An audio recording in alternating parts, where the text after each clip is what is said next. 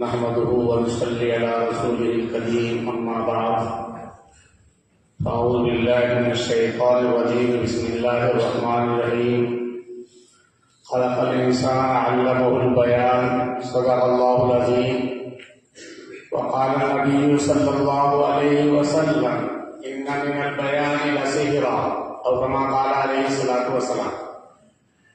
حضرات علماء اکرام اور میرے عزیز طلباء، آپ کی یہ سالانہ انجمن کا اختتامی پروگرام کئی سالوں سے الحمدللہ باضابطہ طریقے سے اختتام پذیر ہوتا ہے، اور مجھے بڑی خوشی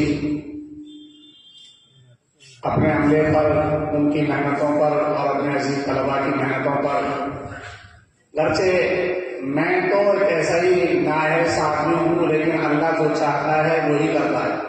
میں بہت ممنون اور مشکور ہوں، خصوصاً اپنے قاری محمد عیسیٰ صاحب کا اور مولانا شیخ محمد امینی صاحب کا۔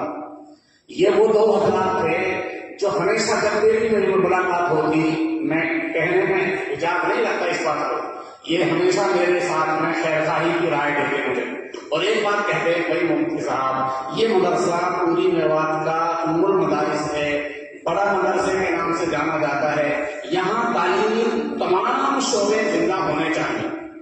آج سے نہیں 10-15 سال سے مسلسل کہہ رہے تھے، میں کہہ دیتا تھا کہ ہاں ٹھیک ہے کریں گے، کچھ حالات ہیں، کچھ نشے و فراز ہے، کچھ اونچ نیچ اور اتار چڑھاؤ مدرسے کے رہے، لیکن تمام حالات سے گزرتے ہوئے ہمارا مدرسہ الحمدللہ اپنی اس نوعیت پر گامزن ہے جو اس ادارے کی شان تھی۔ جامعہ معین الاسلام بڑا مدرسہ، المعروف بڑا مدرسہ، بہت سارے عالم، بہت سارے عوام مدرسہ معین الاسلام نہیں جانتے، صرف جتنا جانتے ہیں لوگوں کا مرکز کا مدرسہ، یہ سمجھتے ہیں بڑا مدرسہ۔ اب بڑے کی شان تعلیمی اعتبار سے، اور اللہ جزائے خیر دے ہمارے ان اکابر کو، ایک نسبت مدرسے کی، ادارے کی ایسی ہے کہ جو نظام الدین سے، بڑے حضرت جی مولانا الیاس رضی اللہ عنہ سے جڑی ہوئی ہے، کیونکہ وہ بانی ہیں، اور ان کے ساتھ ایسے مخلصین کی جماعت نے بنیادوں میں ہاتھ ڈالا، جو مخلص بنیادی یا مخلص علماء اور اس ادارے کے ساتھ نسبتیں ہیں، بڑی نسبتیں ہیں، جیسے دارالعلوم دیوبند سے پہلے بھی ہندوستان میں ادارے تھے، دہلی سے ہوئے، لیکن اسی طریقے سے اس ادارے سے پہلے بھی ادارے تھے۔ دارالعلوم کی جو حیثیت ہے پورے بر صغیر میں، الحمدللہ ثم الحمدللہ ہمیں اس پر ہے کہ ہماری نسبت اس ادارے سے جڑ گئی جو بڑے حضرت جی مولانا الیاس رحمۃ اللہ علیہ کے ہاتھوں سے جس کی بنیاد رکھی گئی، اور جس کو تبلیغ کا مرکز قرار دیا گیا تھا۔ آپ کو میں ایک بات یاد دلا کر بات ختم کر دوں، جب دعوت تبلیغ کا کام شروع ہوا، مدرسہ اس سے پہلے رکھا گیا ہے، اس کی بنیاد 1341 ہجری مطابق 1922 عیسوی، دعوت تبلیغ کی پہلی جماعت نکلی 1925 کے اخیر میں یا 1926 کے شروع میں، حضرت جی کی 1925 کے حج کے بعد، تو 3 سال کے درمیان میں جو مکاتب قائم ہوئے، جو مدارس قائم ہوئے، ان میں سب سے پہلا تعلیمی تبلیغی ادارہ یہ۔ جب جماعت کا سلسلہ شروع ہوا تو ڈاکٹر ذاکر حسین جو جمہوریہ ہند کے صدر رہے ہیں، راشٹرپتی رہے ہیں، وہ آدمی ہیں جو مولانا الیاس رحمۃ اللہ علیہ کے ابتدائی ساتھیوں میں تھے تبلیغ کے۔ مرکز نظام الدین بننے والی مسجد میں مشورہ ہوا، اب یہ کام نکل رہا ہے کہ اس کا ایک عالمی مرکز ہو، بنیادی مرکز ہو، مختلف رائے چلی۔ ڈاکٹر ذاکر حسین سابق راشٹرپتی نے یہ رائے دی کہ میری رائے میں یہ ہے کہ مولانا الیاس کا جو پہلا مدرسہ میوات میں ہے، جہاں سے پہلی جماعت نکالی گئی، وہی مرکز ہو عالمی۔ اور دلیل کیا دی انہوں نے آگے؟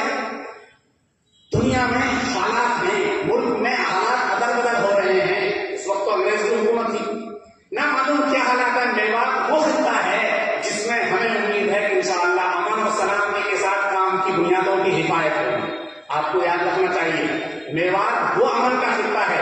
حالات آئے، کچھ بھی ہوا، بدامنیاں لوگ چاہتے ہیں، لیکن میوات انشاءاللہ ثم الحمدللہ ہمیں امید ہے کہ امن کے ساتھ رہے گا، بدامنیاں نہیں ہوگی۔ حالات آتے ہیں، وہ ڈاکٹر صاحب کی رائے سمجھ میں آیا آج بھی جب لاک ڈاؤن لگا سارے ہندوستان کے مدرسے بند ہوئے، لیکن الحمدللہ ان بزرگوں کی دعا پر یہ ادارہ پوری سال بدستور جاری رہا۔ حضرت مولانا سعد صاحب دامت برکاتہم حضرت جی رابع اس وقت کی کارگزاریوں میں جو دنیا سے خطوط آتے، ملکوں کے وفود آتے، ان میں اس کو مدرسے معین اسلام کی کارگزاری پیش کرتے، مشوروں میں، ملکی مشوروں میں۔ وہ ایک سال تک مسلسل اور بہت سارے خطوط میں نام لکھا کہ جب دیکھو اللہ والوں نے ایسا ادارہ قائم کیا، وہ ان حالات میں بھی چل رہا ہے کام کی بنیاد پر۔ ہمیں بڑی خوشی ہے، فخر ہے الحمدللہ کہ ہمارا یہ ادارہ چلتا ہے۔ ہمارے عملے میں بہت وسعت ہے، ہمارے ناظم صاحب میں بہت وسعت ہے، فراغ ملی ہے۔ ہمارے ناظم اعلیٰ ناظم عمومی مولانا سردار خان صاحب بڑے وسعت والے ہیں، تحمل والے ہیں اور برداشت کرتے ہیں۔ اور ساتھیوں میں بھی میں سمجھتا ہوں میری کچھ بد اخلاقیاں ہو سکتی ہیں، اللہ معاف فرمائے، لیکن ساتھیوں میں بڑے اخلاق اور محنت کر رہے ہیں، چاہے وہ جس شعبے کے سے تعلق رکھتے ہوں۔ اور الحمدللہ جو جس کو نظام دے دیا الحمدللہ ہمارے ساتھی اس میں کامیاب ہیں اور اپنے کام میں بدستور ظاہر رہتے ہیں۔ اور اللہ جزائے خیر دے اکابری نظام الدین کو حیرت مولانا سعد صاحب دامت برکاتہم کے پاس میں ہم اس وقت میں کارگزاری لے کے گئے جب لاک ڈاؤن تھا۔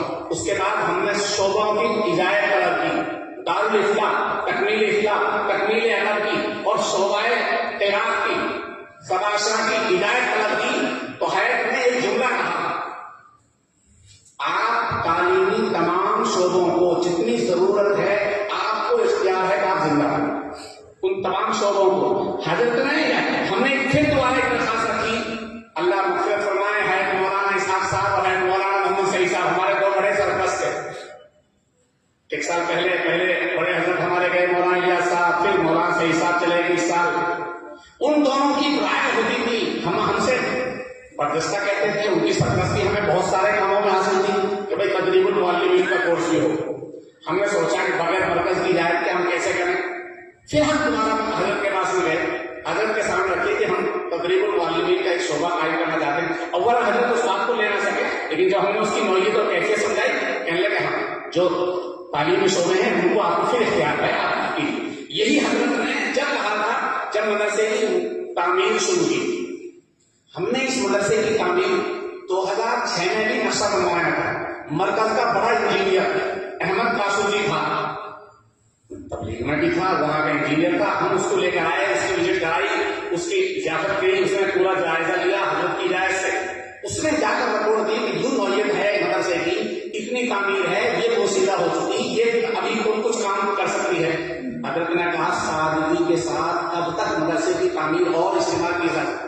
انہوں نے کہا 10-15 سال، یہ جملہ کہوں گا ادھر کا نظام ہم چاہ رہے تھے 2006 میں مدرسہ بن جائے گیا، لیکن بس ان کی منہ سے نکلا 10-15 سال۔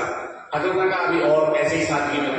پھر یہ 2016 کا حالات آئے بدلے، 2017 میں ہم نے پھر اپنی درخواست حضرت حالات ایسے ہو گئے مدرسے کے کمروں میں پانی گھس جاتا ہے برسات میں، کوئی گنجائش نہیں ہے مگر اس کی تعمیر جدید کے۔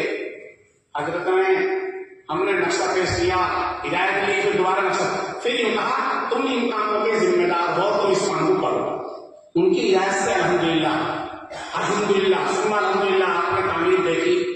کتنے علماء کو ہم سمجھاتے تھک گئے۔ ہمارے یہاں اس تعمیر میں، ہمارے یہاں کی تعمیر میں باہر کا کوئی چندہ نہیں ہے۔ اتنی بڑی تعمیر ہو رہی ہے، اپنی قوم کا، اپنے علاقے کا،